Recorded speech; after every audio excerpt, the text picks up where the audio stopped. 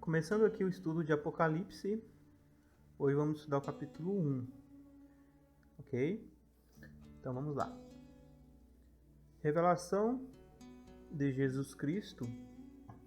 A palavra Apocalipse, né? Para quem que não sabe, é Apocalipsis, ok? Apocalipsis. A palavra é grega, tá? E aí, essa palavra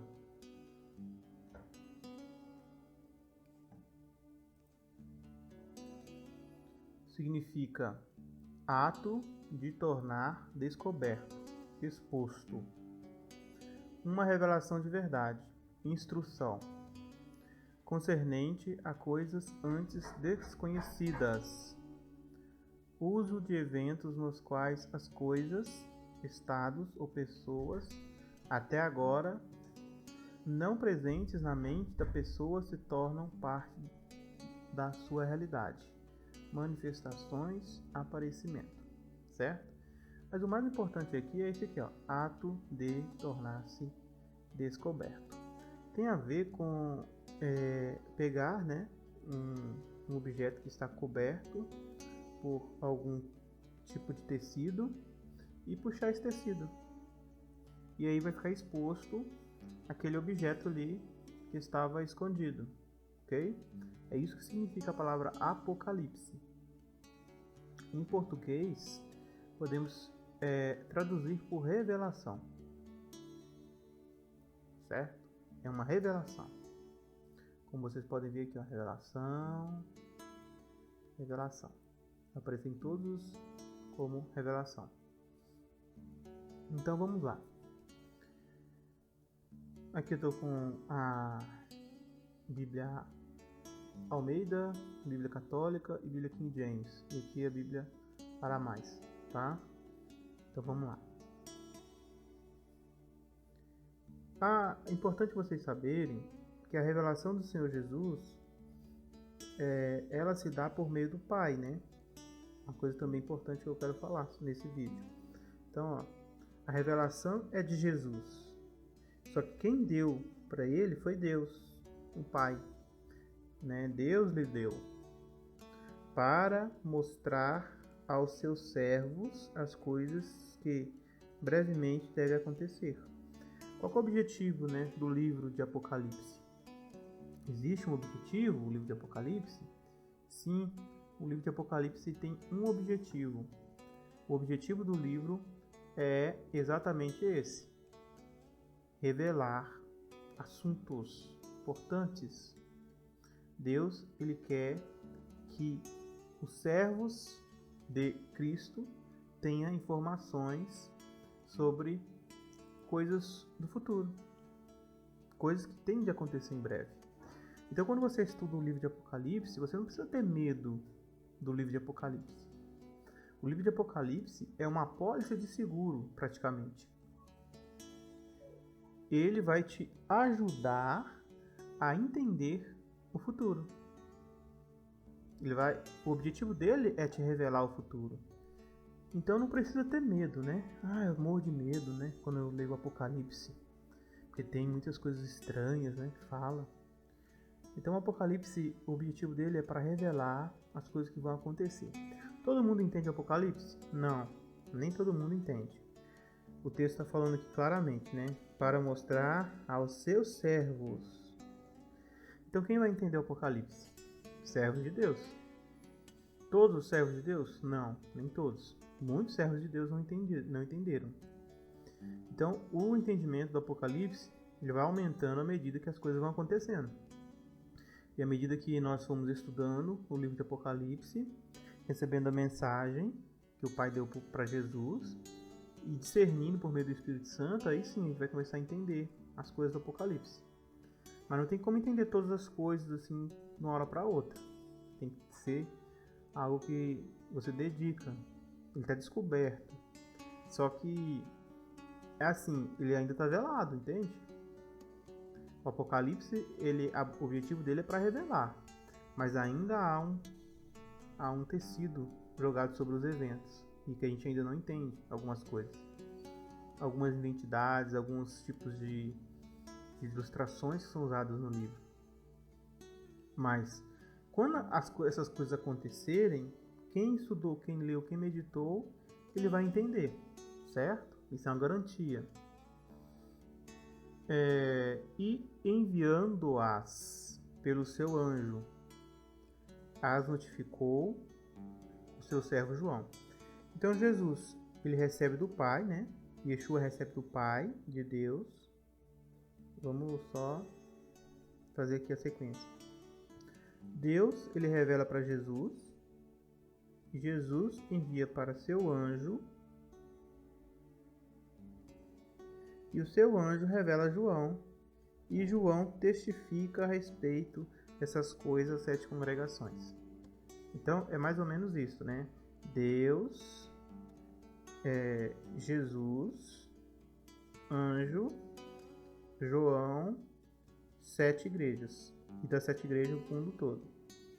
Essa que é a sequência aí da ordem, né? Das revelações. É bom entender isso para entendermos coisas mais à frente. João, né?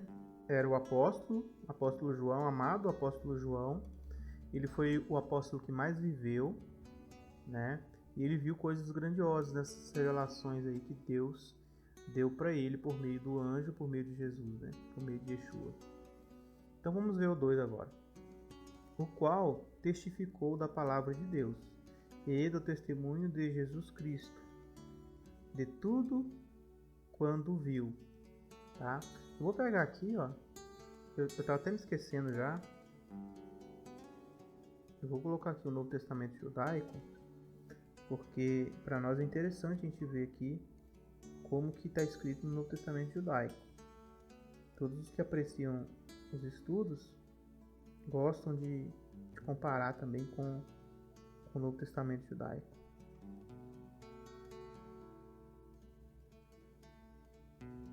Cadê?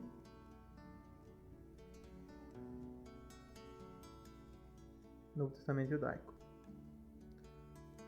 O qual testificou da palavra de Elohim e do testemunho de Yeshua HaMashiach, de tudo quanto viu. Então, quem testifica que essas palavras são verdadeiras, meus queridos, é o apóstolo João, tá?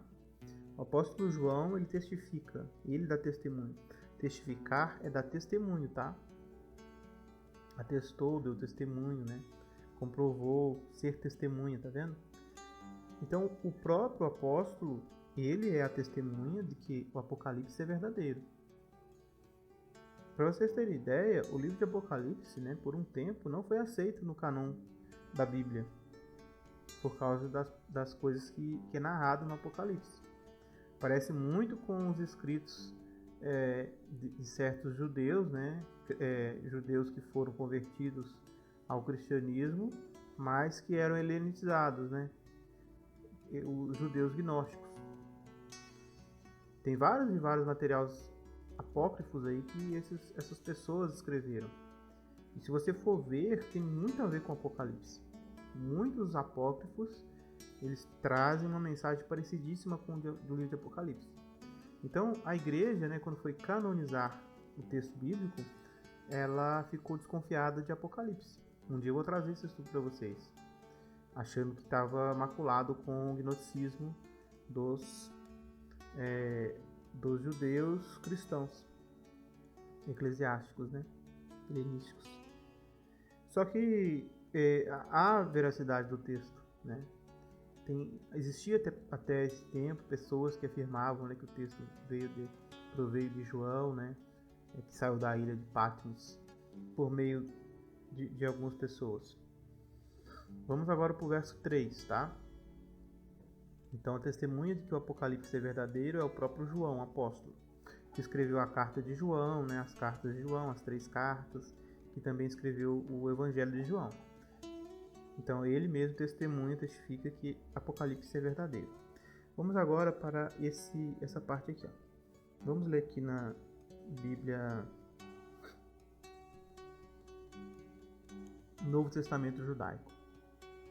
Bendito aquele que lê E bendito os que ouvem as palavras desta profecia e guardam as coisas que nela estão escritas, porque o tempo está próximo. Então, quem lê e quem ouve são felizes, tá? Então, às vezes, você não sabe ler, você já é idoso, você não teve leitura, né? Não teve oportunidade de aprender. Mas você pode ouvir, né? Você pode ouvir a palavra do Apocalipse, né? Tem várias formas de você ouvir essa mensagem. Hoje existem várias Bíblias, né, que traz essa possibilidade de você ouvir, né, o texto bíblico. Então não é só para quem lê, ela é disponível para quem quer também ouvir. Então, queridos, a palavra do Apocalipse é acessível a todos, certo? Não tem distinção para quem lê e para quem ouve, certo? Jesus está preocupado com as pessoas, ele quer que as pessoas tenham conhecimento dessas profecias. Bom, aqui diz que o fim está próximo, né? Então tem que ver qual é o ponto de vista, porque já passou 2000 anos, quase 2000 anos, né? 1900 anos que essas palavras foram escritas. E até hoje ainda o fim não chegou, né? Mas qual é o fim que ele está falando que está próximo? Próximo do ponto de vista de quem, né? Então, com certeza não do nosso ponto de vista, do ser humano, mas sim do ponto de vista de Deus, né? De Jesus. Então, isso aí eu tenho que ressaltar também. Já passou 1900 anos que essas profecias foram escritas, né? Por João, foram recebidas por João, e o fim ainda não chegou. Mas a gente sempre tem que viver com essa perspectiva. Depois a gente vai fazer um estudo sobre o fim. O que significa o fim, né? Quando começou o fim? Então, de acordo com os estudos que eu tenho feito, eu tenho entendido que o fim começou quando Jesus ele foi entregue, né? Foi morto pelos romanos e pelos judeus. Na verdade, ele se entregou, né? Ninguém matou Jesus, ele se entregou. Então, quando Jesus se entregou a favor da humanidade, começa o fim do sistema. Então todas as profecias com relação ao fim começam. Então nós estamos vivendo há quase 2000 anos já. Há 2000 anos praticamente, quase, né? Da época do fim. Certo? Começou o fim lá naquele período. Mas a gente não vai entrar nesse detalhe hoje. Vamos agora à parte 4 aqui, ó. João, as 7 igrejas que estão na Ásia. Então, no hebraico, fala Querilotes, tá? Querilotes. Yohanan, as 7 Querilotes que estão na Ásia. Graça a vós e Shalom, paz. Da parte daquele que é, e que era, e que há de vir. E dos 7 espíritos que estão diante do seu trono. Bom, aqui eu gostaria de fazer uma ressalta, tá? Sobre este ponto aqui. Então, quem é este que é, que era e que há de vir? É o próprio Pai, né? Ele é o único que é, né? Quando a Bíblia fala que ele é, né? Ele e Jesus, né? Na verdade, né? Jesus também, ele usa essa expressão, eu sou, eu era, eu há de vir. No texto bíblico, basicamente, quase não aparece a expressão relacionando-se a Deus, o termo há de vir, tá? Se nós pegarmos aqui no grego, né, a gente vai aprender uma coisa interessante. Aqui, ó.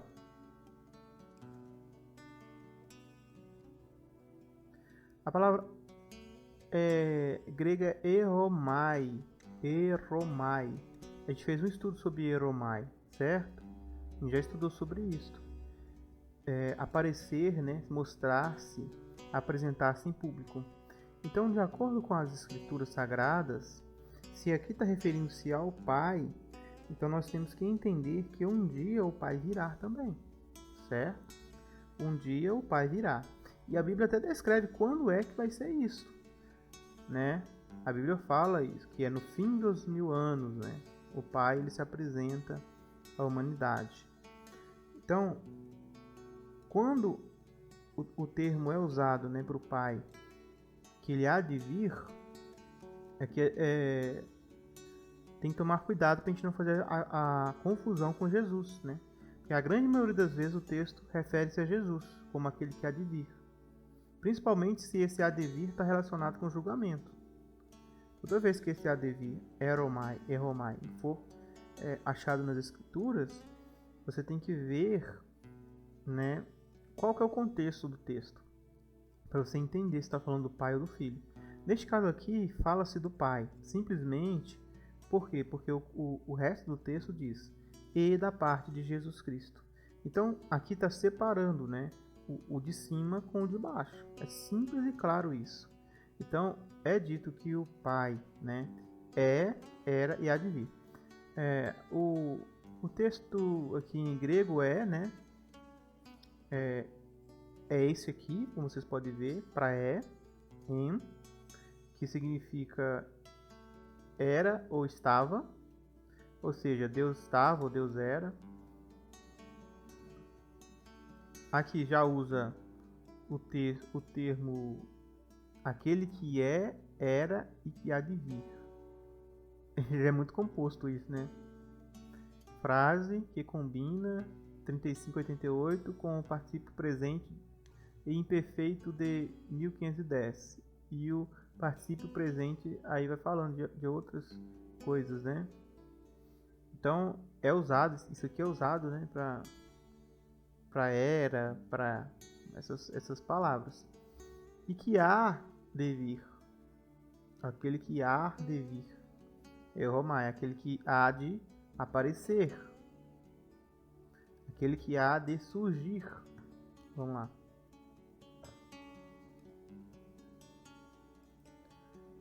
Opa.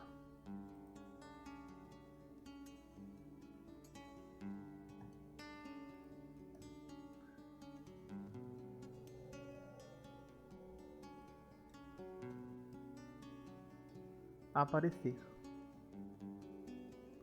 Aquele que há de apresentar-se, vir diante em público.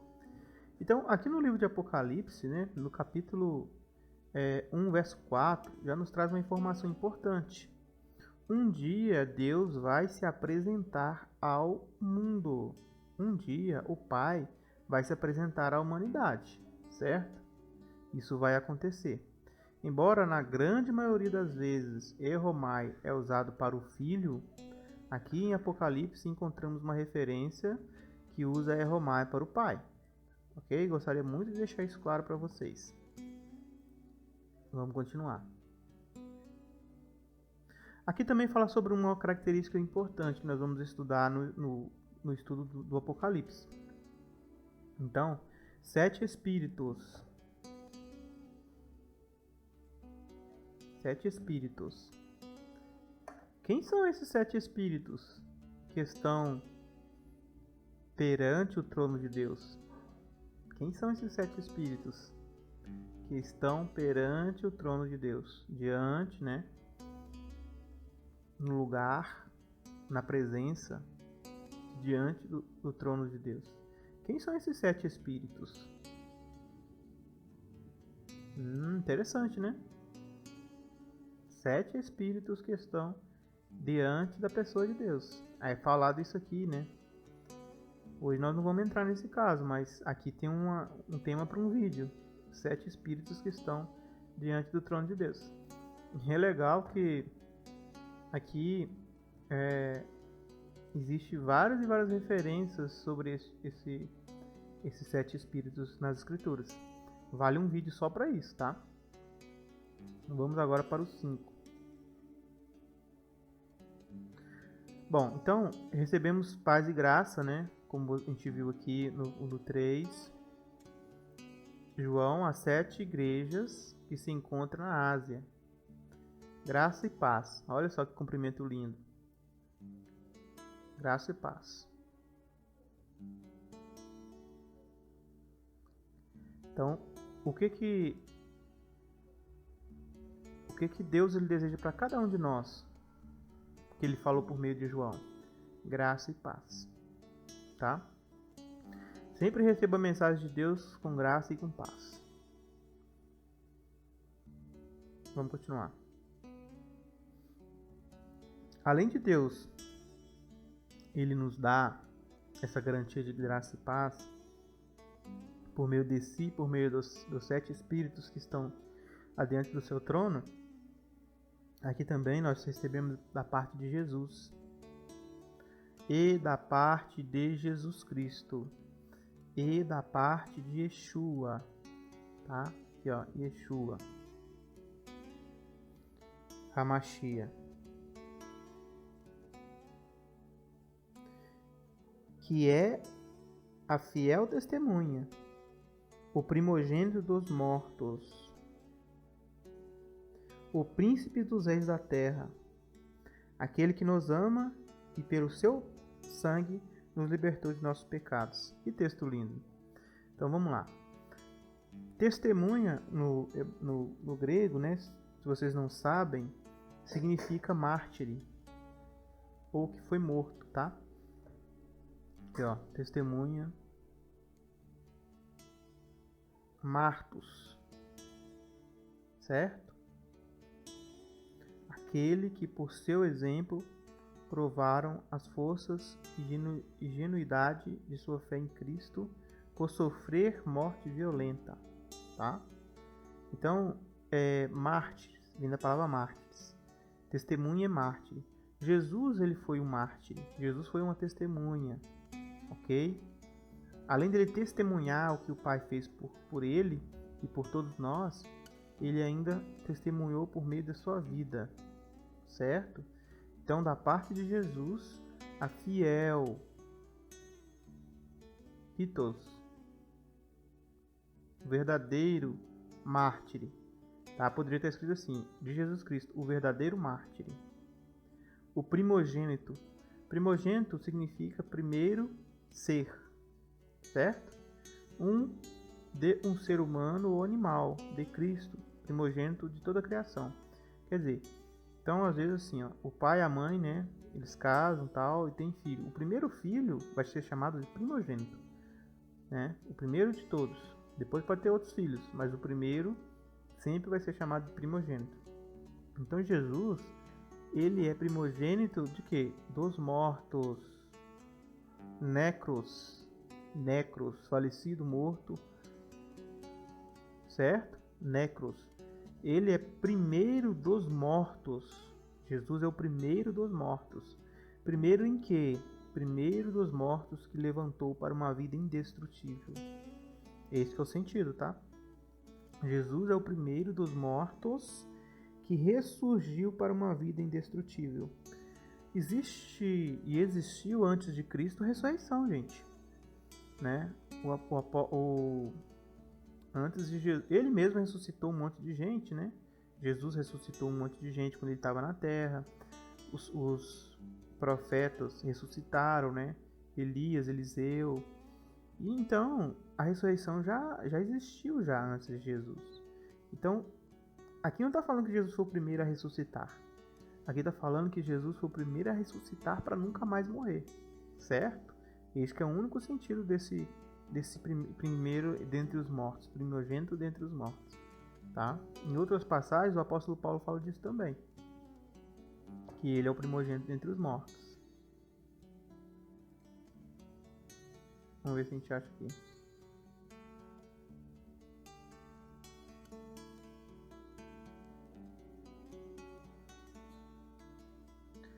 Aqui não relacionou, né?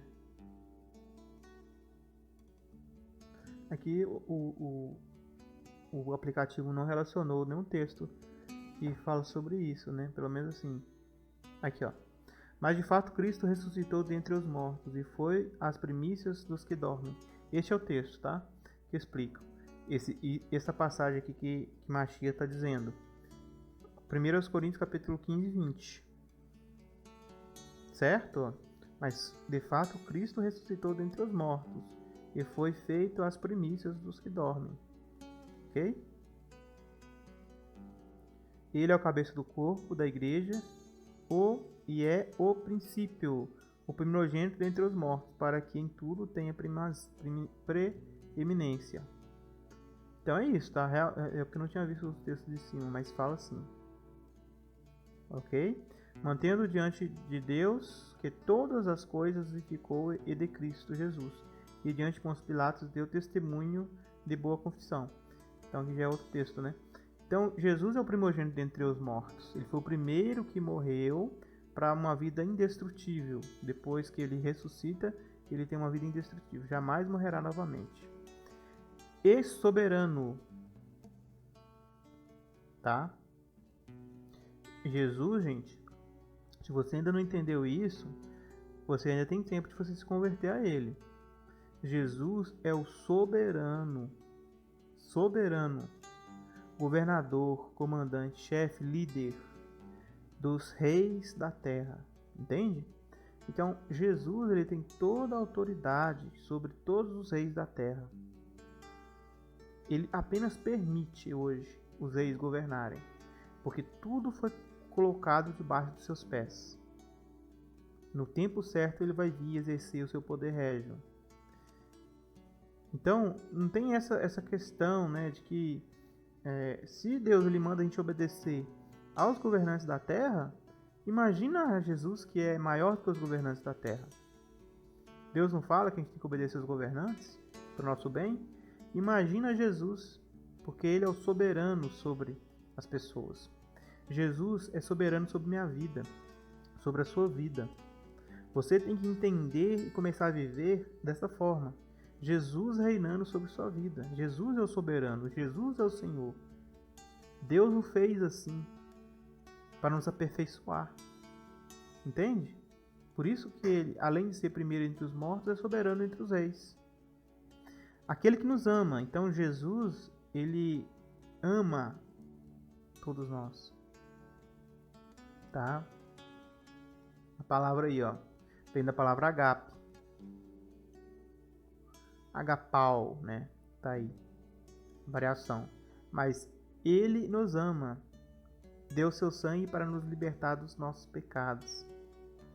Então, o sacrifício dele, né, de Mashiach, ele nos confere vida. Então, o Apocalipse começa com uma mensagem animadora. Deus ele quer revelar seus propósitos e o futuro para seus servos. Ele envia para Jesus, e Jesus envia para o anjo, e o anjo passa para João. João escreve as congregações, ele nos abençoa com paz e com graça, e fala que quem lê e quem ouve essa profecia vai ser abençoado, que os tempos estão próximos. Depois, ele nos dá paz e shalom, né?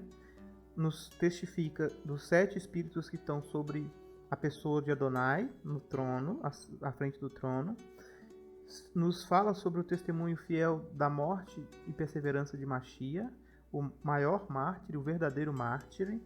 Nos fala que ele é o primeiro para uma vida indestrutível e que ele é o rei de todos os reis da terra.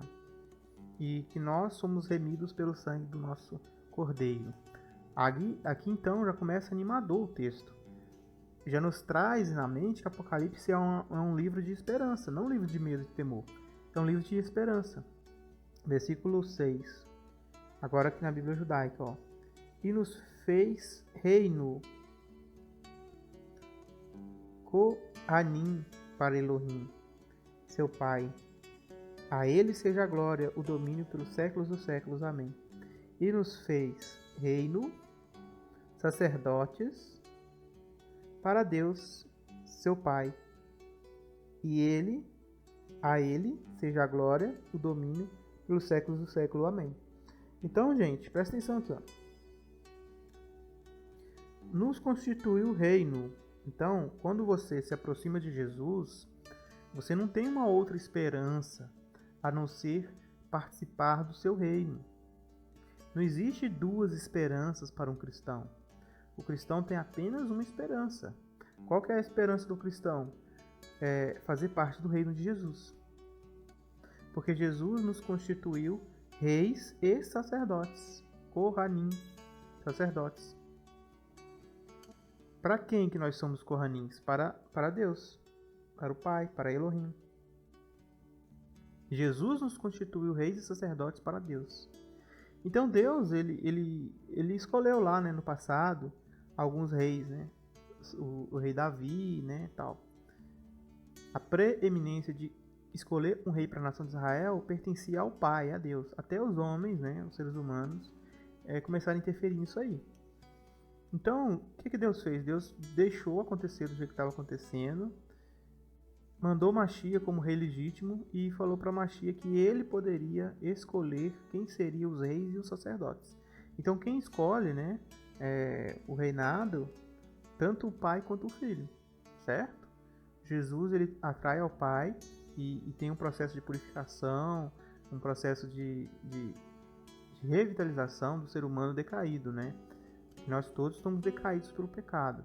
Quando nos aproximamos de Jesus, nós somos restituídos à glória que nós tínhamos inicialmente como Adão, que perdeu essa glória antes dele pecar, né? Ele tinha uma glória com o Pai.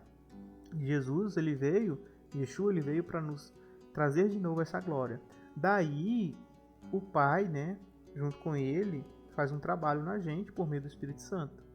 Então aí são separados Cohanins e reis para o reino de Cristo. Então todos os cristãos verdadeiros que perseverarem no Evangelho do Senhor Machia, eles vão ter a oportunidade de reinar. E isso tudo é para a glória do Pai, pelos séculos dos séculos. Porque o reino de Cristo dá glória ao Pai. E o reino de Cristo vai ter pessoas, né, seres humanos, que também vão honrar o Pai com suas ações. Vai mostrar, né, que seres humanos são capazes de viver de acordo com as normas de Deus e serem bons reis e bons sacerdotes. Se vocês não sabem, né, eu acredito que sim saibam, mas o sacerdote, no caso, Kohanim, como diz lá, significa alguém que oferece sacrifícios, em geral está ocupado com ritos sagrados. Refere-se a sacerdotes gentios e dos judeus, cristãos purificados pelo sangue de Cristo e conduzidos à comunhão plena com Deus, dedicando suas vidas somente a Ele e a Cristo. Então, isso que é sacerdote, tá? Então, nós vamos oferecer sacrifícios para Deus, né? Paulo falou do sacrifício de lábio. Então, aqueles que intercedem pela humanidade, vamos dizer assim. Nós temos que interceder pela humanidade o tempo todo, por meio de oração, né? Hoje já devemos agir como sacerdotes. Não devemos esperar Jesus chegar para agirmos como sacerdotes. Os que serão sacerdotes já estão vivendo como sacerdotes. Já estão orando pelo povo e pelo pecado do povo. Está intercedendo para Deus, né? Para que Deus tenha misericórdia das pessoas. Então já começa a viver como sacerdote, irmão. Não deixa o tempo passar, não, entende? Já vai rogando aí, fazendo preces a Deus pelas pessoas. Viva como um sacerdote, né? E o sacerdote na nação de Israel, que é o exemplo para nós, é o tipo, né? Ele tinha que viver uma vida santa, de castidade. Ele não podia ser uma pessoa imunda, né? E quando ele oferecia sacrifício então para Deus, é aí que ele tinha que se preocupar ainda mais com essas coisas, com a santidade. Na roupa dos sacerdotes havia vários e vários simbolismos. Um dia vamos fazer um vídeo sobre as pedras da roupa, né? As coisas que estavam escritas sobre a roupa do sacerdote, né? Sobre aquela frontal que ele usava. A santidade pertence a Adonai e assim por diante. Tem muita coisa que se falar sobre isso. Agora vamos ver.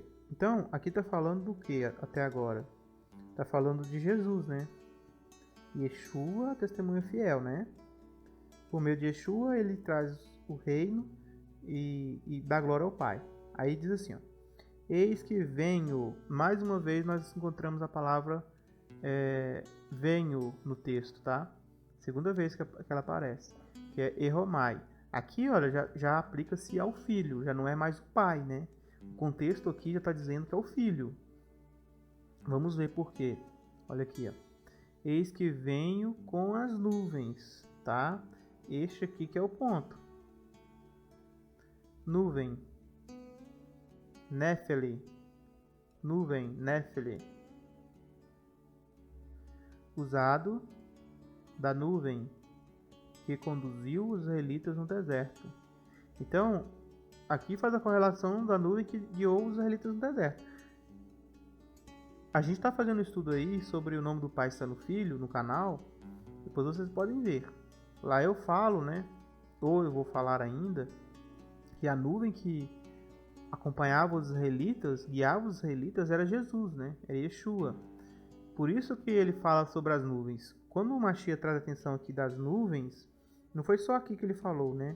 Você pode pegar aqui, em outras passagens, você vai ver também essa referência. Por exemplo, Daniel capítulo 7:13. Eu estava olhando nas minhas visões da noite e eis que vinha nas nuvens, certo? Nas nuvens do céu, como filho do homem, e seguiu-se ao ancião de dias, e fizeram chegar a ele. Então o filho do homem, como nós já estudamos, é Jesus. Então aqui Daniel vê Jesus chegando com as nuvens. Esse aqui é o ponto em que Jesus ressuscita e depois ele ascende aos céus. Aí os anjos, né, quando os apóstolos estavam olhando para o céu, quando eles viram Jesus subir aos céus, né, eles ficaram fascinados olhando para o céu. Apareceu 2 anjos a eles e disse: Homens, varões da Galiléia, galileus, por que vocês ficam olhando para o céu, ao passo que esse Jesus, ou esse Yeshua, que vocês viram subir nas nuvens, voltará da mesma maneira? Então o anjo, né, os anjos ali, sendo dois, não poderia ser um, mas como a lei de Deus fala das 2 testemunhas, sempre tem que ser 2, né? Então os 2 anjos testemunham ali para os apóstolos que Jesus ele voltaria com as nuvens, Atos dos Apóstolos, né? O próprio Jesus ele fala sobre isto. Vamos ver outro profeta aqui. Mas sobre a casa de Davi e sobre os habitantes de Jerusalém derramarei meu espírito de graça e de súplica, e olharão para mim, a quem transpassaram e prantearam sobre ele, como quem prantearam pelo filho unigênito, e chorarão amargamente. Então aqui está falando, né, de quando Jesus voltar nas nuvens. Eles vão olhar para Jesus e vão chorar, né? Veja bem. Olha lá, porque o filho do homem virá na glória de seu pai. Então, quando ele vem na glória de seu pai, é a mesma coisa que aconteceu no Egito, né?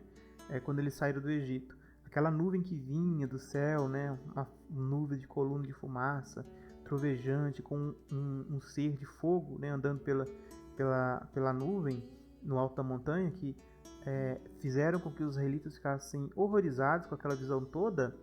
Era o próprio Mashiach vindo na glória do Pai, entendeu? A glória de Deus. E ele se apresentou ali como Deus de Israel. O Mashiach não era o Pai ali. Ali era o Mashiach se apresentando a nação de Israel, né, como o Deus de Israel, como Yod-He Vav-He.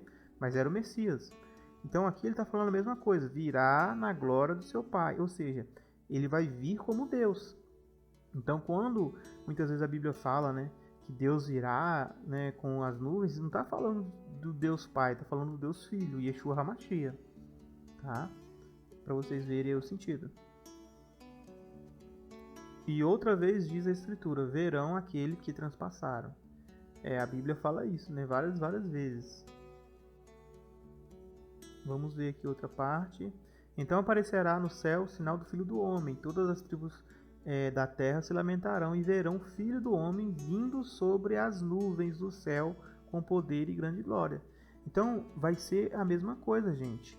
Aquela nuvem que desceu no ermo ali, que os israelitas ficaram amedrontados, tremendo, chorando de medo, imploraram para Moisés não falar mais com ele, né? Aliás, para Moisés falar com ele, não deixar que ele falasse com o povo.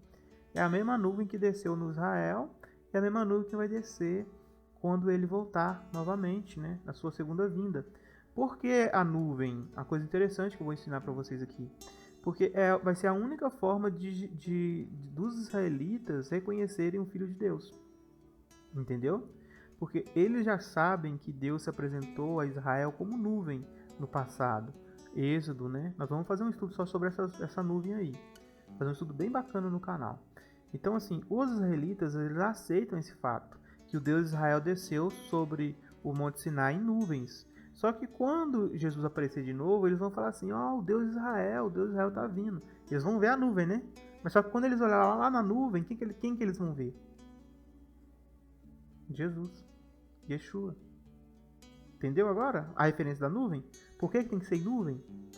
É porque exatamente este vai ser o sinal para os filhos de Israel caírem em arrependimento. Em arrependimento. Por isso que aqui está falando aqui, olha, em Zacarias 12, que o povo ele vai cair em arrependimento, em súplica. Graça e súplica. Pode ser traduzido por arrependimento. Deus, o Pai, ele vai fazer com que o coração dos israelitas eles amoleça, entendeu? A tribulon, vai fazer com que os israelitas se amoleçam para o verdadeiro Machia. Então, quando eles verem a nuvem descendo, com o Senhor Machia descendo, e aí eles vão pensar assim, é o Deus de Israel. Mas aí que eles vão ver quem? Alguém com a mão furada. Vai ver um homem poderoso, né? Eles não vão identificar que é Jesus ali, eles vão achar que é o Deus de Israel. Só que daí eles vão ver o que na mão do Machia? A mão furada. Então quando eles verem a mão furada do Machia, eles vão cair na real, entendeu? E aí eles vão começar a chorar, vão chorar amargamente pelo Machia. Por quê? Porque eles rejeitaram 2000 anos de rejeição ao Machia. A nação de Israel rejeitando com o coração duro. Mas nesse momento todo Israel é salvo. Por quê? Porque o Machia se apresenta a Israel como o verdadeiro salvador de Israel. E ele vai descer como ele desceu na outra vez, que eles se identificaram como Adonai, né, o Pai. Ele vai descer igualzinho. Então eles não vão ter dúvida de que aquele ali é o Filho de Deus. Porque quando ele teve na sua primeira vinda, ele falou várias vezes com as pessoas que ele era o Filho de Deus. Só que os judeus não acreditaram. A grande maioria, né? Porque os apóstolos acreditaram, os discípulos acreditaram. Mas a grande maioria dos judeus não acreditaram que ele era o Filho de Deus. Então, quando isso acontecer novamente, eles vão ver o Filho descendo em glória. Não mais humildemente no lombo de uma judia, né, Maria, e depois entrando na cidade, sentado no burrinho. Nada disso. Ele vai vir com pompa. Dessa vez é com pompa, né? Dessa vez não vai ser humildemente como a primeira. Veja que interessante, né, que nós estamos falando aqui. Eis que venho com as nuvens, e todo olho verá. Uma coisa que nós temos que parar de fazer, pessoal, uma coisa que nós temos que parar de fazer. Eu fui testemunha de Jeová por muitos anos, sabe? E eu nunca concordei, assim, de fato com esse ensinamento, né? Lá eles ensinam que todo olho verá não significa que todo olho verá, entende? Aqui está falando, todo olho verá. Mas eles criam um significado em cima do que a palavra de Deus está falando. Não é bem isso aí que está escrito, não. Não é todo olho que verá, não. Jesus vai vir invisível, né? O ensinamento que eles ensinam lá é isso. Foi um dos motivos que eu saí, né? Saí de lá. Não sou mais, né? Não sigo mais religião. Por quê? Porque a Bíblia é clara. Todo o olho verá. Quando a Bíblia fala todo o olho verá, é porque todo o olho verá. Não tem outras explicações, pessoal. Não tem como você ficar espiritualizando tudo, sabe? Colocando significado em tudo. É claro, Jesus está sendo claro aqui, olha. Todo olho verá. Quer ver um pouquinho mais a fundo isso aqui? Olha aqui, ó. A palavra aqui, ó. Optimai, optinomai, né? Optomai. O que significa? Aqui, ó. Olhar para ver, permitir ser visto, aparecer. Aí, né? Falam assim, não, mas é simbólico. Como que é simbólico, gente? A palavra não significa nada simbólico. A palavra é literal, todo olho verá, entende? Verá, tá aqui, ó, optimai, verá, todo olho verá. Ah, não, mas significa entender com a mente. Não é isso que Jesus está falando. Não é isso que os profetas estão falando. Zacarias, né? Aqui, ó, Zacarias. Tá? Aqui, ó. A Escritura diz, verão aquele que transpassaram. A Escritura diz. A Escritura diz isso. Verão. É porque vão ver mesmo, né? Todas as vezes que é falado isso, olha. Os quais disseram, homens galileus, por que estáis olhando para os céus? Então, se olhando aqui não significa olhando, o que os apóstolos estavam fazendo? Imaginando, entendendo com a mente que Jesus Cristo foi para o céu? Não, eles estavam olhando com o olho, estavam olhando para os céus. Este Jesus, que dentre vós foi recebido em cima aos céus, há de vir assim como vós o viste ir. Então, quando Jesus vem, as pessoas também vão vê-lo. Ah, não, mas nuvem significa invisibilidade. Um avião entra na nuvem e você não vê mais. Gente, que criancice. Que criancice de argumento é esse? Sabe, eu não tô aqui para atacar ninguém, não. Mas não dá para simplesmente olhar um texto desse e falar que Jesus Cristo não virá, que não será visto. É como se a gente estivesse dizendo que Jesus está mentindo. É eu que estou certo. Jesus está mentindo. Jesus não vai vir, não. Entendeu? Jesus não vai aparecer, não. Jesus está falando mentira ali, eu que estou certo. Entendeu? É mais ou menos assim que eu vejo isso hoje. Tinha dificuldade já para entender isso. Porque a Bíblia é clara, né? Todo olho verá. Aí me fala que não, que é simbólico, né? Isso aqui é simbólico. Isso é simbólico, mas 144 mil é literal, né? Interessante isso. Então vamos lá. Olha só, às vezes eles falam assim também, ó, até mesmo aqueles que o transpassaram. Aí fala assim, olha, tá vendo por que é simbólico? Como que as pessoas que transpassaram Jesus vão vê-lo? Tá vendo? Porque por isso que é simbólico, né? Eles falam assim, né? Eles falam assim. Porque os que transpassaram Jesus foram os romanos, eles já morreram. Só que aqui Jesus Cristo está falando que quem transpassou ele foi os judeus, né? Que faz a referência aos judeus. Zacarias, tá? Aí fala assim, ah não, mas essas pessoas já morreram.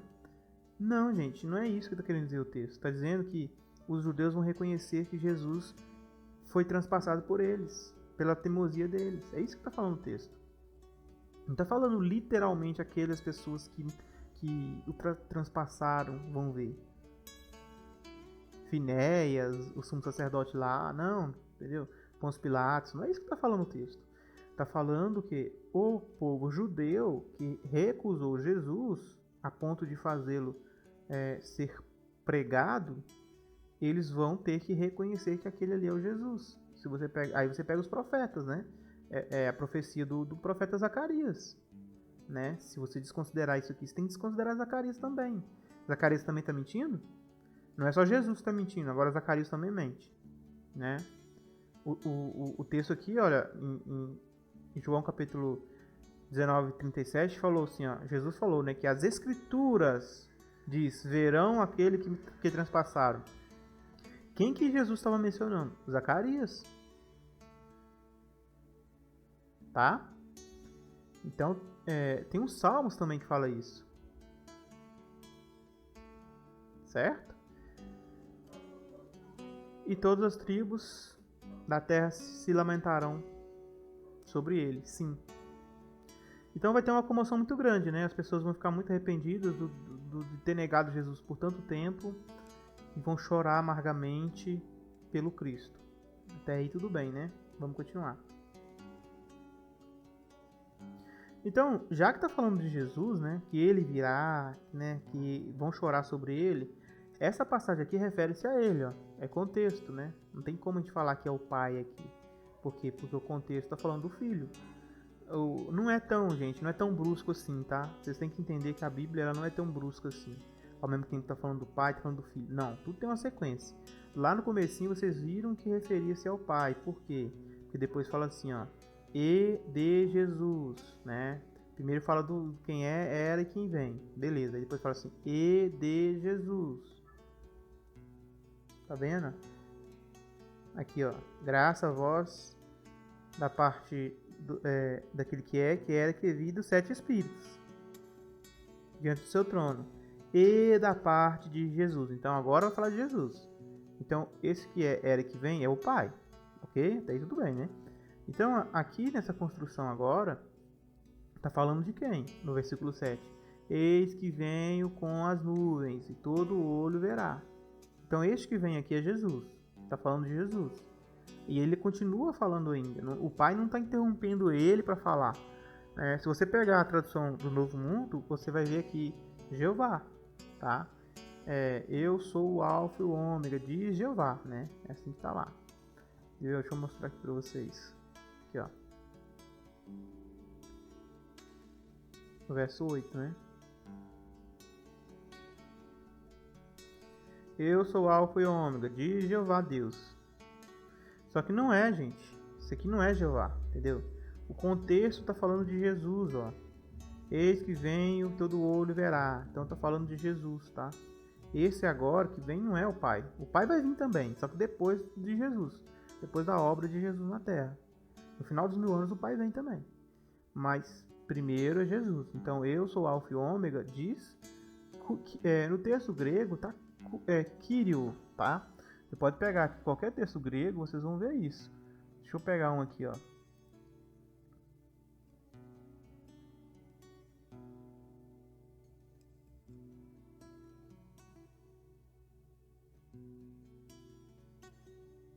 Vamos pegar só primeiro aqui, ó. Senhor, né? Olha lá. Tá? Curios. Vamos no grego aqui agora. Tischendorf. Tá? Isso não é grego, isso é hebraico, né? Aqui, ó.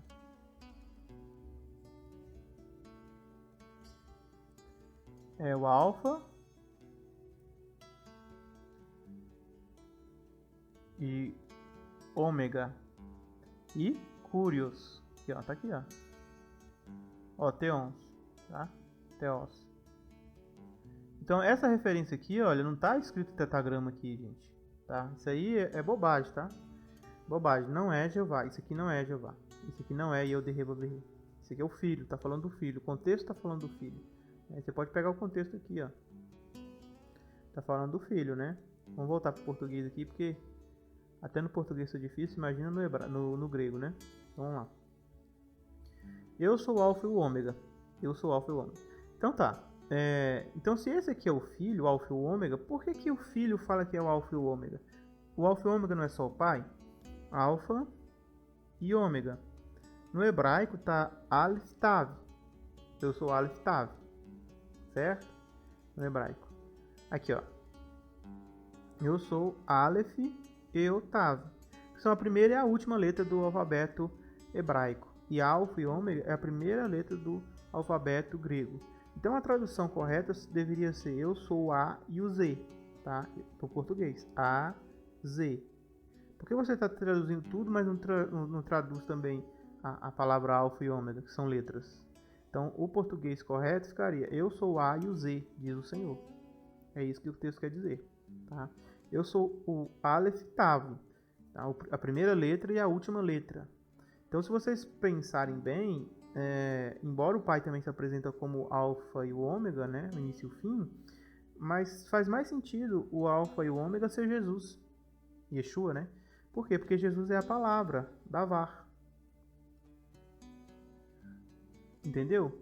E o que é Davar? O que é uma palavra? Não é constituída de letras?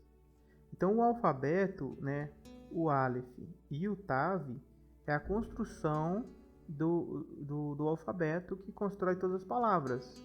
Todas as palavras existem porque existe o alfabeto. Tá? Então, Jesus é a palavra. Quer dizer, Jesus é a forma em que Deus ele constrói o mundo. Entendeu agora? Então Jesus ser o alfa e o ômega significa isso.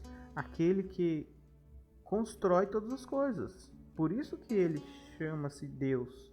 Porque isso não é papel de Deus? Quem constrói, quem cria e quem faz as coisas acontecerem. Certo? Então Jesus ele é identificado como Deus Elohim. Nessa passagem. Aí aqui fala, aquele que é, que era e que há de vir. Então, embora o Pai fala que ele também é, que ele também era e que ele há de vir, isso também são atribuições ao Filho. Então, essa passagem aqui, ela trata-se sobre o contexto lógico aqui, ó, que é o que está falando de Jesus, que ele virá sobre as nuvens. Tá vendo aqui por que ele há de vir? Ele vem sobre nuvens. Por que ele era? Antes do mundo existir, ele já era. Ele fala isso, né? Antes de Abraão existir, eu tenho sido. Eu sou, né? E ele é, né? Os judeus não gostam de usar essa expressão é. Porque o único que é Deus, né? Eu sou. Lá no Êxodo, né? Quando Moisés pergunta para Deus, ele fala, eu sou. Na verdade, ali era Jesus, né? Falando em nome do Pai. Então, essa expressão eu sou, ela se aplica tanto ao Pai quanto ao Filho. Não crie confusão sobre isso. Aqui não está diminuindo o Deus Todo-Poderoso, que é o Pai, em nada, ok? E também não está rebaixando a divindade de Jesus em nada, ok? E também não está falando de trindade. Simplesmente assim. Jesus, ele é o Deus Todo-Poderoso também, com o Pai. É o Shaddai, né? É o Shaddai, Todo-Poderoso. Se você vir aqui, ó, no grego, aquele que tem o controle sobre todas as coisas. Governador de tudo. Todo-Poderoso. Então, Jesus, ele não recebeu do Pai todo o poder, toda a autoridade? Entendeu? Ele falou lá, Mateus capítulo 28, versículo 18. Foi-me dada toda a autoridade nos céus e na terra. Então, a Bíblia chamar Jesus de Todo-Poderoso não está desqualificando o Criador, o Pai. Não está diminuindo o Criador, o Pai. E também não está indo contra o que a Bíblia fala. Porque Jesus, ele recebeu sim todo o poder. Olha aqui, ó, a palavra poder aqui não é aquele que tem todo o controle sobre todas as coisas?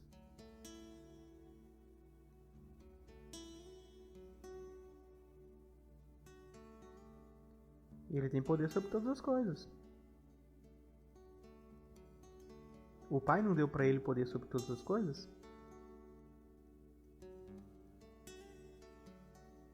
Viu como que é simples a Escritura? Se o Pai deu para ele poder sobre todas as coisas, ele é o Deus Todo-Poderoso, né? E ele se identifica como Elohim, gente. Ele é o Elohim, Deus da humanidade. Deus o fez assim. Deus o fez assim, tá? Deus o fez desta forma. Ele é o Elohim que nós temos que adorar, respeitar, amar, porque ele nos ama, como vocês viram aí, né? Vamos continuar então. Aí beleza, parou de falar de Jesus, agora João vai começar a falar dele. Eu, João, irmão e companheiro convosco da aflição, na aflição, no reino e na perseverança em Cristo, em Jesus, estava na ilha chamada Patmos, por causa da palavra de Deus e do testemunho de Jesus.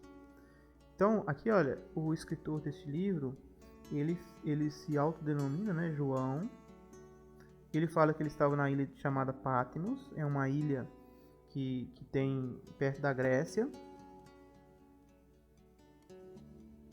Vamos ver aqui rapidinho. Então vamos lá, ó. Já estou aqui com o Google Earth aberto. E aí vocês vão ver aqui a ilha de Patmos, ok? Tem que carregar, né? Tá aí, ó. Esta é a ilha de Patmos. Tá vendo? Uma ilha. Daqui vocês vão ver, tá? Exatamente nessa localidade aqui, olha, que são as 7 igrejas, tá? Vou fazer o estudo direitinho aqui pra vocês, mais ou menos assim, tá? E aqui é a ilha de Patmos, como vocês viram aí, tá bom? Aqui, ó. Tá aí, ó. Mar Egeu. Aqui, ó. Aqui tem um negócio do João aqui, tá vendo? Ele tá aí, ó. Ele estava preso nessa ilha aí, gente. Como último apóstolo, um dia eu posso contar essa história para vocês. Ele foi levado para ali, embora os romanos queriam matar todos os apóstolos. Eu acho que a providência divina não deixou, né? E aí ele foi para essa ilha aí. Essa ilha aí as pessoas trabalhavam tipo na carvoaria, fazia carvão, quebrava pedra, fazia um monte de tipo de serviço escravo. E João idoso estava aí. E nessa ilha que ele teve a visão, tá? Então, quando você vê aí, quando João fala que estava na ilha de Patmos, é uma ilha existente, tá? A Bíblia não é igual a alguns livros que fala sobre coisas que ninguém sabe onde está, né? A Bíblia, ela dá o nome exato dos lugares. Ilha chamada Patmos. Existe até hoje. Tá aí, ó. Ilha de Patmos. Tá? Fica no mar Egeu, bem aonde que João vivia mesmo. Vamos voltar lá pro nosso texto.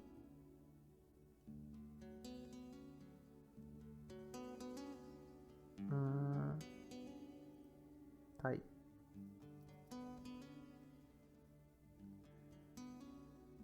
É legal que ele nos ensina coisas importantes.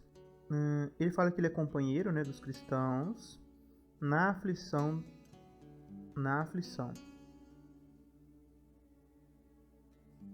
no reino e na perseverança.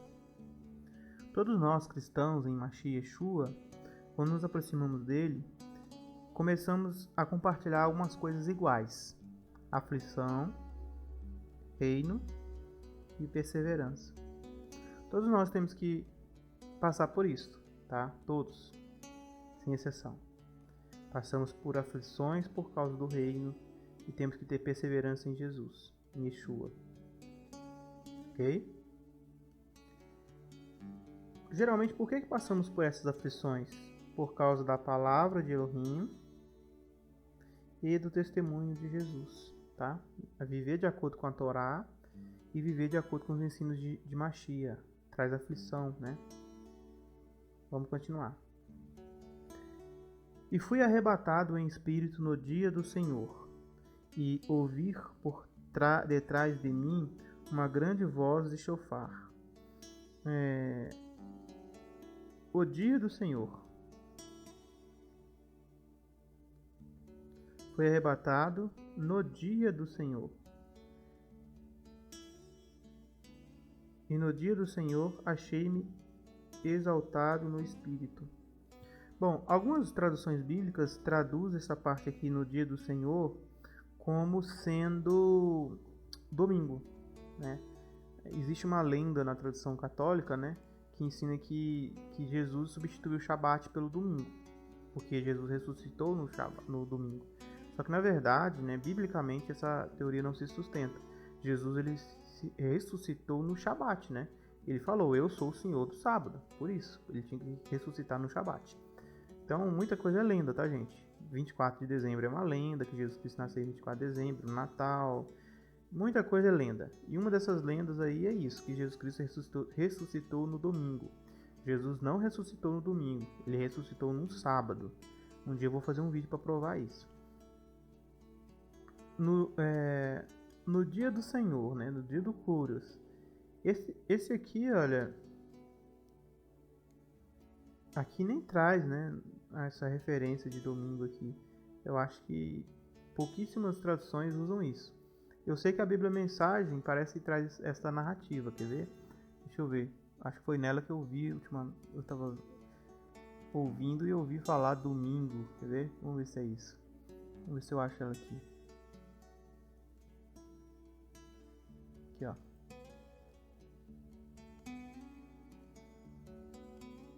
Aqui. Era domingo, o dia da ressurreição, e eu estava no Espírito, orando. Tá vendo? Então, aqui é bem complicado, viu? Essa tradução aqui é bem complicada. Eu amo mesmo a Bíblia Mensagem, mas essa tradução aqui é bem complicada, tá? Porque não é isso que o texto está falando. Que não é que ele foi ressuscitado no domingo, que era o dia do Senhor. Talvez poderia até ser sábado. Eu fui porque Jesus falou que ele era Senhor do sábado, né? Então, se está referindo-se a um dia da semana, então aqui é Shabat. E era Shabat, dia do Senhor, né? Eu estava em espírito, orando, tá? Então, essa possibilidade existe, tá? Pode ser Shabat. Eu fui arrebatado em espírito no Shabat, e ouvi detrás de mim uma grande voz como de trombeta. Faz até sentido ser Shabat, porque era no Shabat que as pessoas descansavam na ilha, né? No sábado, geralmente, as pessoas descansavam, né? E os judeus guardavam o sábado, então João também guardava o Shabat. Então pode ter sido que nesse Shabat ele estava em oração, né? Mas também pode referir-se a outra coisa. O dia do Senhor pode ser o dia dos eventos de Apocalipse, certo? Porque a Bíblia fala do dia do Senhor, né? Eis que o dia do Senhor virá. Então esse dia do Senhor aqui pode também referir-se ao dia do julgamento, tá? E aí todas essas coisas que ele vê aqui no Apocalipse refere-se ao julgamento, que tem a ver com o dia do Senhor, né? O dia do Senhor Jesus. E esse dia, né? Porque é um dia, porque vai durar 1000 anos, certo? Então, desde o começo, de quando ele começa a fazer as coisas até o fim do milênio, para Deus é um dia. Então, por isso que é o dia do Senhor. O dia do Senhor Jesus acontece muita coisa. Acontece o julgamento, acontece a grande tribulação, acontece o Armagedon, acontece o milênio, tá? Acontece muita coisa no dia do Senhor. Então, outra possibilidade pode ser que seja essa, tá bom? Beleza, vamos lá. Duas possibilidades que eu trago para vocês. 11. Que dizia...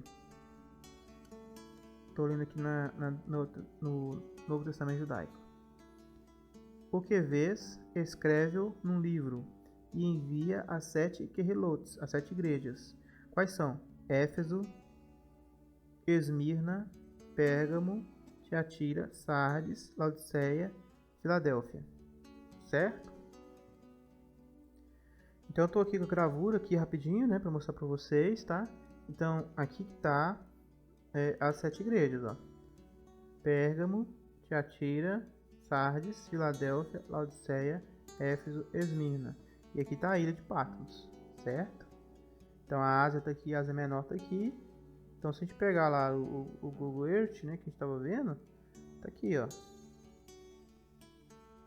Então nesse continente aqui que é a Ásia Menor, as igrejas estão aqui, ó, nesses lugares aqui, nessa região aqui, ó.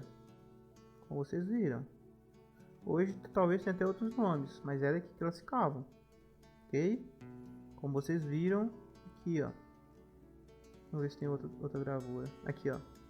Aí, ó, tá aí, ó. A ilha de Patmos, né, tal. A Esmirna, Éfeso, Laodiceia, Filadélfia, Sardes, Tiatira, Pérgamo. Tá? Parece que tá até na sequência, né, que ele falou lá. O anjo detalhou na sequência. Tá bom, vamos lá. Aliás, vamos lá. Interessante, né? Esses lugares existem até hoje.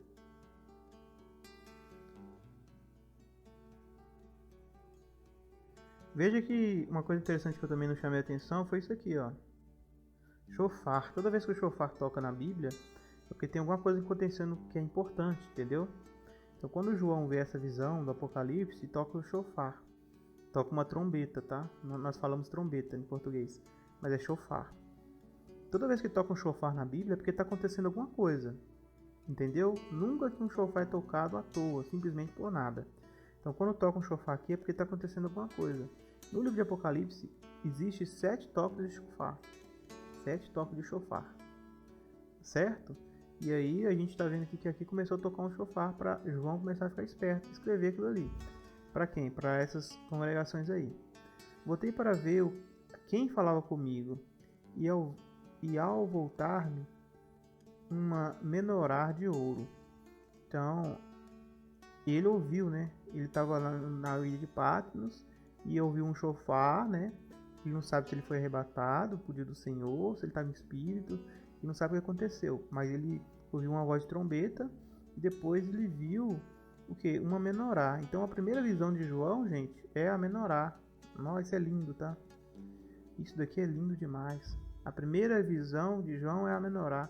E aqui o anjo está falando de quê? O anjo está falando de igrejas. Quantas igrejas? 7 igrejas. E aí, quantas Quantos braços tem uma menorá?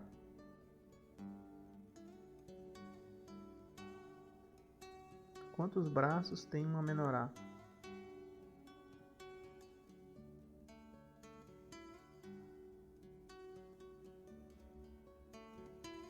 Tá aqui, ó. Olha que menorá linda aqui, ó. Tá aqui, ó. Quantos braços tem uma menorá? 1, 2, 3, 4, 5, 6, 7. É coincidência, será? É coincidência que o anjo falou para João assim, ó: escreve às 7 igrejas as coisas que você vai ver aqui. E logo depois, a primeira coisa que ele vê, a primeira coisa que João vê, ele ouviu uma voz, tá falando com ele, virou para ver, ele bate de cara com menorá. É como se Deus estivesse mostrando para ele ali a igreja do Senhor Jesus. Como se Jesus ali, né, Yeshua, estava mostrando para ele. A primeira coisa que João vê é a própria igreja. Antes de João ver todas as revelações à frente, todas as coisas maravilhosas que ele iria ver e revelar para nós, ele vê a igreja, ele vê a menorá. E o que tinha no meio da menorá? E no meio da menorá, um semelhante a filho de homem. Essa expressão aqui é bem enigmática. Todas as vezes que a Bíblia usa essa expressão, ela poderia usar aqui, ele viu Jesus, ele viu o Senhor Jesus, ele viu o Salvador, ele viu o Elohim. Podia ter falado tudo isso, não poderia? Só que aqui preferiu usar a expressão... Qual a expressão que preferiu usar? No meio da menorá, o filho de homem.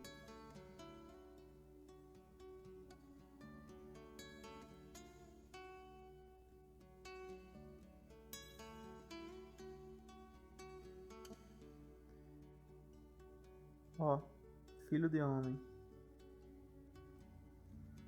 Se você pega essa referência de filho de homem, aqui ó. Eu estava olhando nas minhas visões da noite, eis que vinha nas nuvens dos céus. Veja como está tudo interligado, gente. Ele não estava falando que ele viria nas nuvens dos céus. Então, o profeta, quem que vê isso já vai lembrar de Daniel, o profeta. Uai, quem que está vindo das nuvens?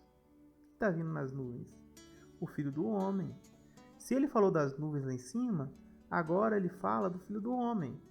Como o filho do homem, e dirigiu-se ao antigo Dias, ancião de dias. Então, quem que é esse aqui? Jesus. Mas ele está usando filho do homem porque ele quer nos levar a Daniel, entende? Porque essa passagem de cima ali, que ele vem nas nuvens, também é Daniel. Então ele está nos lembrando de Daniel aqui. Jesus está usando isso, esse recurso de interligar assuntos bíblicos com o que ele está falando. Só que não é só Daniel a descrição. Ele está no meio da menorá, ou seja, no meio da congregação, Cristo tem que existir. No meio da igreja, Cristo tem que existir. Quer dizer, no seu ser, Cristo tem que existir. E como que ele existe? Como filho do homem, aquele que veio como homem se salvar. E toda vez que usa essa expressão filho do homem, representa o glorificado Jesus, que leva na sua aparência eterna o corpo humano. Um corpo exaltado, né? Não é um corpo perecível como o nosso. Não é só simplesmente carne e sangue que apodrece, né? É um corpo de carne, mas um corpo poderoso, né? Uma nova criatura, uma nova criação, né? Um novo ser, um novo homem. E como que ele está vestido? Ele está vestido de roupa talar e cingido à altura do peito com cinto de ouro. Aqui está falando roupa talar e aqui está falando túnica, longa túnica, que chegava aos pés. Aqui, gente, é a descrição da roupa do sacerdote, tá? A roupa que o sacerdote usava era assim. Uma longa roupa comprida, né, com cinto de ouro, né, sobre o corpo, sobre o peito, né? Então aqui está mostrando Jesus com essa vestimenta. Na sua cabeça e cabelos eram brancos como a lã branca, como a neve, e seus olhos como chama de fogo. Que é lindo, né? Que é lindo. Não dá nem pra falar muita coisa disso aqui, mas isso aqui é lindo. Ele estava com o cabelo todo branco, né? E os olhos como fogo, como chama de fogo. Mas assim, para pra pensar comigo aqui. Ele estava olhando para João. Então, o olho de Jesus estava como fogo porque ele estava refletindo o fogo que tinha no coração daquele homem. Entende? O João apóstolo era uma brasa acesa. Era um fogo que queimava na terra com amor, com carinho, com a palavra de Deus, com a palavra do Espírito Santo, com a palavra de Jesus. Então, quando o Senhor Jesus olha para João e o olho está com fogo, na verdade ele está refletindo o fogo que estava em João. Porque é isso que a mensagem do Mashiach faz em nós. Enquanto o Mashiach olhar para nós e o olho dele estiver pegando fogo, é porque está refletindo a nossa paixão por ele, a nossa paixão pelo Evangelho. Ele vestia roupas brancas, mostrando a sua santidade. No peitoral ele tinha um peitoral de ouro, mostrando a sua preciosidade, cingindo o seu corpo, do material mais, digamos assim, mais valioso nas escrituras, né, na Bíblia. Os seus pés são semelhantes a metal do Líbano, que fora refinado numa fornalha. Então imagina um cobre, né? Naquela situação quando ele está refinado, né? Aquele brilho que o metal faz. E a sua voz era como de muitas águas. Então, vocês que já devem ter ido aí no Foz do Iguaçu ou numa cachoeira, vocês sabem como é que é o barulho da água, né? Então a voz de Jesus emitia forte, como se muitas águas. Biblicamente falando, eu posso até explicar para vocês o que eu entendo sobre isso. É assim: a Bíblia fala que as nações são águas. Então é como se a voz de Jesus representasse todas as nações. É isso que aqui está falando. O pé, como cobre de fornalha, representa também isso, a humanidade de Jesus. Entende? Ao passo que o ouro em seu peitoral representa a sua divindade. Enquanto ele estava com uma roupa branca, que significa sua pureza absoluta, seus cabelos brancos mostrando que ele estava na presença do Pai, né? Seu olho de fogo que nos indica a sua veracidade em ver a justiça, e seu zelo como fogo, e seu pé como de cobre, né? Um material menos valioso, mas também valioso, né? Incandescente como uma fornalha, mostrando a sua humanidade, que ainda Jesus tem humanidade em si. Ele não é como as pessoas ensinam, um espírito. Ele é um homem. O apóstolo Paulo fala isso, que nós temos o nosso mediador, né? Jesus Cristo, um homem. Né? Ele não fala um anjo, ele não fala um Deus, ele fala um homem. Então, embora a Bíblia fala que Jesus seja um Deus também, né? Deus, aqui também nos traz a mensagem de Jesus guardar a sua humanidade. E aí ele fala assim, ó: e tinha na sua destra 7 estrelas, e na sua boca saía uma aguda espada de 2 gumes. Essa é a mesma espada que ele usa para castigar os maus no capítulo 19, que é a palavra de julgamento de Cristo. O que ele fala, executa. A mesma força que o Pai tem, né, de falar e executar tudo, ele deu ao Filho essa mesma autoridade. E é representada aqui como espada, porque a espada traz juízo, né? É a forma da Bíblia explicar o juízo. Então, hoje em dia seria aquele martelinho do juiz, né? Mas na época que foi escrito era a espada, que era o símbolo do juízo. Então ele tem na sua boca uma espada afiada, ou seja, as suas palavras são justiça de 2 gumes que penetra até a alma do indivíduo, e da alma e da medula, e faz divisão entre o que é espiritual e o que é carnal. Quer dizer, Jesus, as palavras que saem da boca de Jesus faz a diferença da justiça na vida dos homens, tanto para condenar quanto para salvar, entende? As palavras que saem da boca do Cristo, ela é salvação.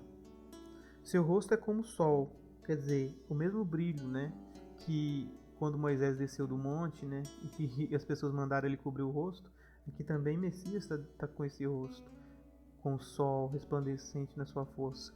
Não era possível olhar para o rosto dele, tanto que era a sua glória.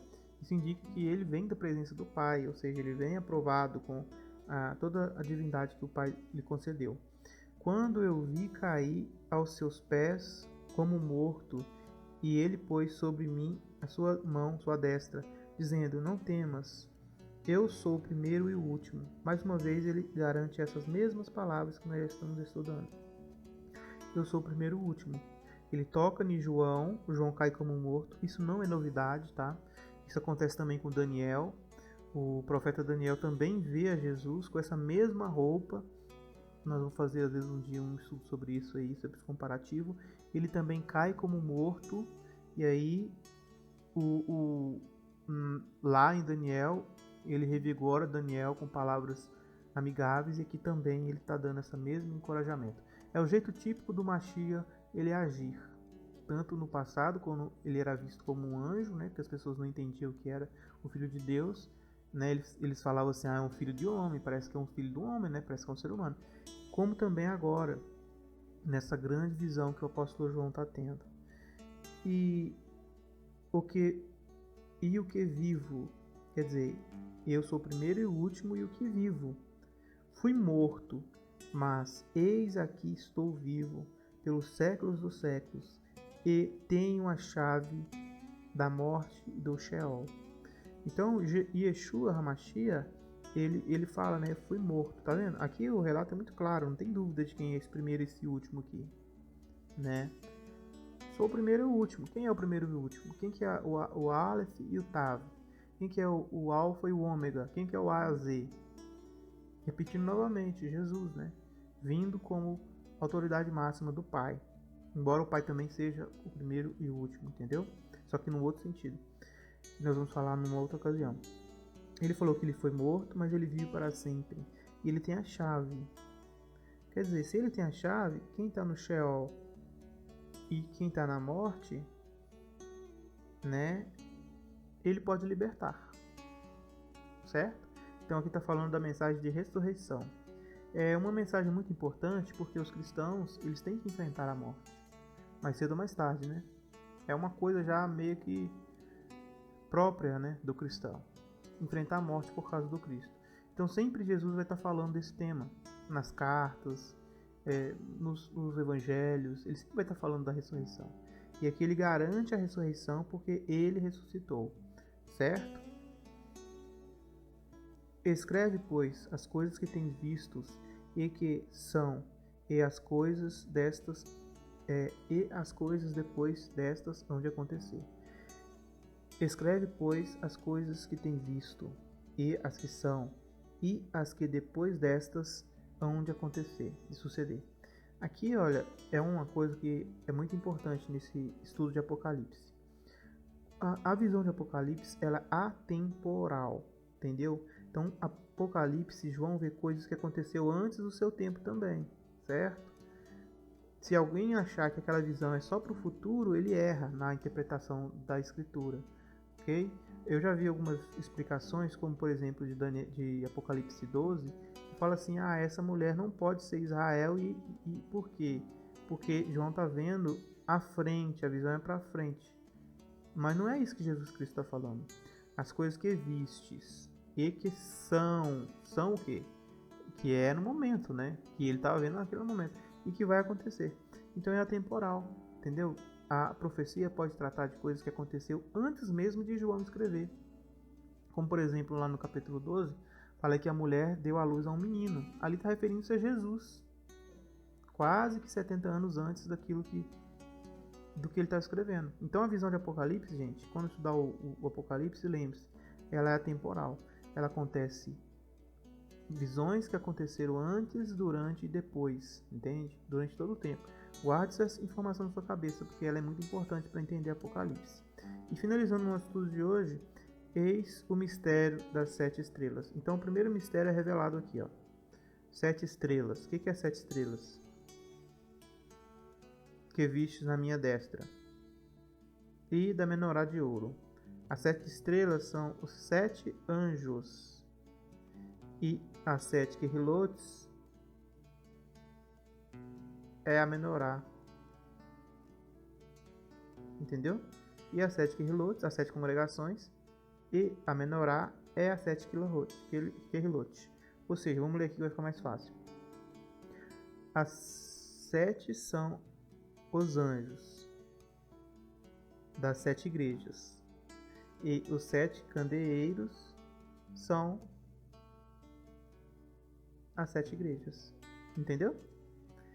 Então, biblicamente falando, existem 7 anjos envolvidos na obra da igreja de Cristo. Isso tem a ver com desde a época dessas 7 igrejas aí até nossos dias hoje. E 7 anjos ou 7 grupos de anjos que tomam conta da igreja de Cristo no mundo, desde quando a igreja surgiu. Tá vendo que isso é atemporal? A igreja de Cristo não surgiu aqui com as 7 igrejas Éfeso, entendeu? Embora essas 7 igrejas foram demarcadas naquele tempo, mas é porque significa a totalidade da igreja, né? O número 7 é perfeição, inteireza, totalidade. Então as 7 igrejas são as igrejas de Cristo, todas elas, só estão representadas agora por 7 congregações. Então 7 anjos tomam conta ou enviam mensagens para 7 igrejas. Esses 7 anjos estão na mão de Jesus, ou seja, Jesus controla esses anjos, esses mensageiros. Pode ser mensageiro angélico mesmo, seres espirituais, né? Criaturas inteligentes, ou pode ser também pessoas, mensageiros de Deus durante as eras, pessoas que Cristo controla, para que a vontade do Evangelho seja realizada. Entendeu? Essa é a minha visão. E as 7 igrejas é o que? O candelabro. E cada candeeirozinho ali, né, que você vê, é um... Aqui, ó. Isso aqui é um candeeiro, isso aqui é outro candeeiro, isso aqui é um candeeiro, isso aqui é um candeeiro, isso aqui. 7 candeeiros. O conjunto transforma-se em menorá, tá? Então cada candeeiro desse aqui é uma congregação, mas o conjunto, ela não é divisível, ela é indivisível. A menorá é indivisível, entendeu? Não existe uma sem a outra. Então aqui está falando também que Jesus ele está no meio da congregação, que é indivisível. E ele tem 7 estrelas na sua mão, ou seja, 7 mensageiros. Depois nós vamos aprofundar sobre isso, tá? Hoje é só para abrir o apetite de vocês, tá? Sobre este estudo aqui, 1h27, 1h30 de estudo do livro de Apocalipse. Espero que vocês gostem dessas informações. Depois vamos fazer o capítulo 2. Que a graça e a paz do Messias, né? E do nosso Deus, e o de Rei, seja com cada um de vocês.